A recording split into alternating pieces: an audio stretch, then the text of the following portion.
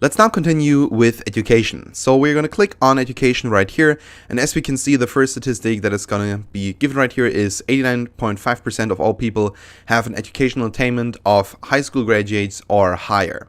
So down here, we got the popular tables for the geography. So down here, we got the 2016 American Community Survey. So the educational attainment, high school, bachelor's or advanced degree, school enrollment, preschool, kindergarten, high school and college, and then the median earnings by educational attainment. So what I want to have a look with you at are these two. So educational attainment, and then down here, median earnings by educational attainment. So let's click on this one right here, educational attainment, high school, and so on and so on.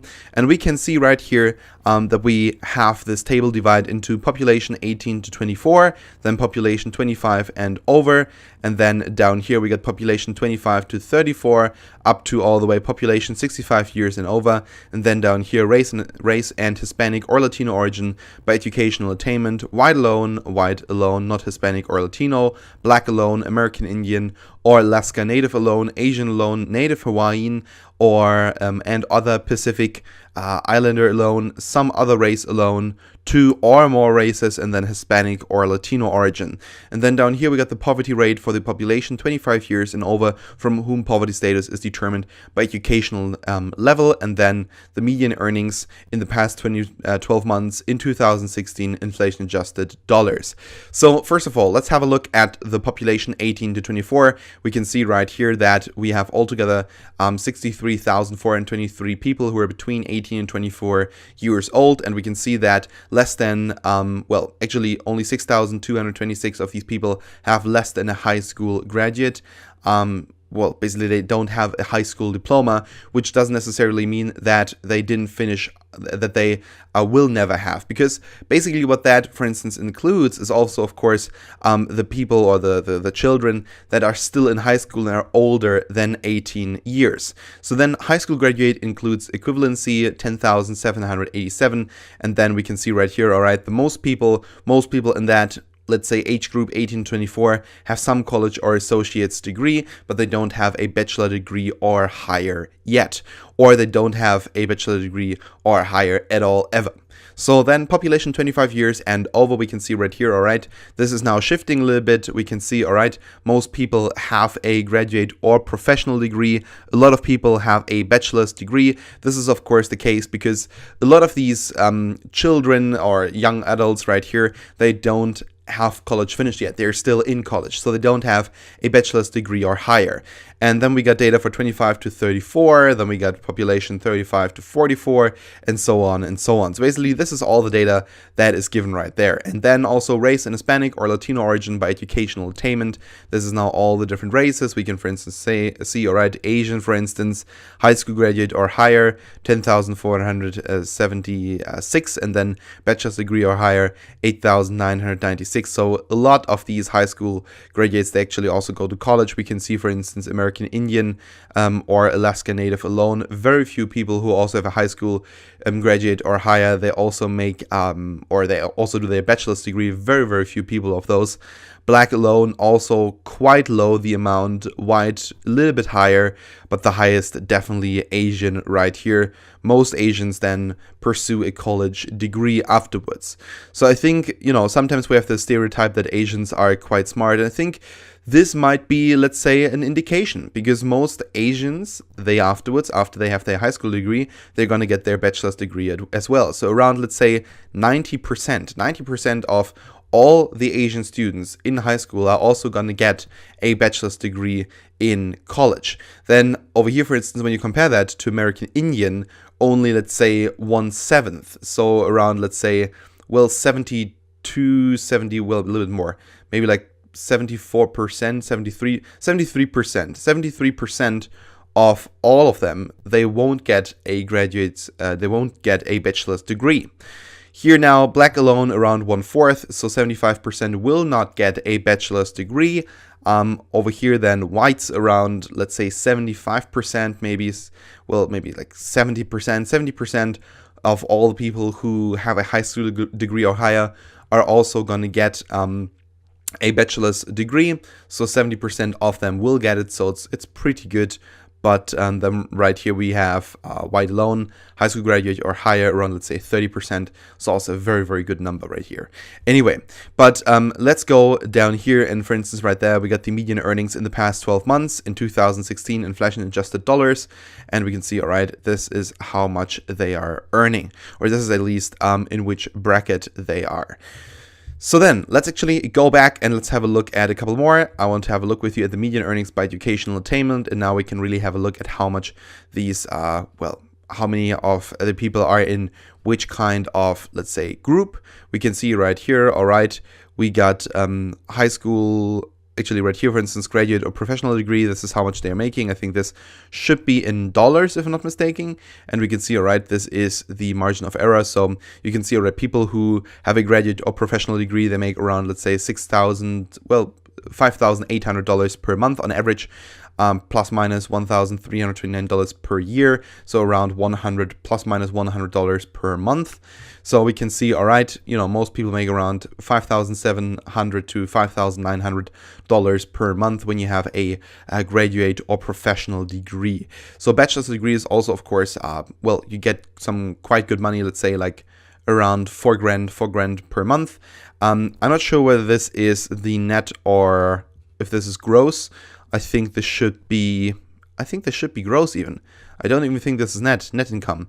Well, anyway, so it's to be honest, you know, from a company perspectives owner, like me, this is not a lot of money. Like, this is really not a lot of money. When you, for instance, have a consulting business, you can make 10 times as much. And for instance, with my company, I make most of the time that amount in a month or something like that. So really, you can make very, very good amounts of money with consulting, and you can earn what other people make in a year what other people make in 10 years, you can earn in 1 year. What other people make in 1 year, you can earn in around, well, 1.5 months or something like that. So really, consulting is extremely profitable. Consulting definitely is extremely profitable, and it's not as difficult as many people think to scale a consulting business. But let's actually go back and let's have a look at the governments. So right here now, we got popular tables, again, for this geography, and we can see, all right, local governments in counties, state and local government, employment, and payroll. So let's actually have a look, for instance, as this one right here, local governments in counties, which, for instance, is or actually, we can't click on it.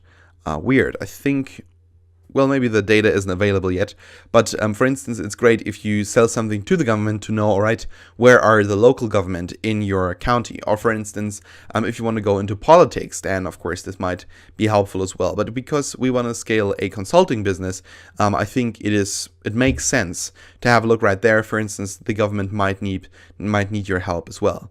So then let's have a look at housing, and we can see right here, all right, we have the 2016 American Survey, 2010 Census, the 2016 Population Estimates Program, and the Census 2000. Now, the total housing units in Atlanta City in Georgia are 231,432. So you can basically say, all right, there are multiple houses where more than one person lives in, because we said, all right, we have 420,000 people in Atlanta City. And we have 231,432 housing units. So on average, we have around 1.8 persons per house.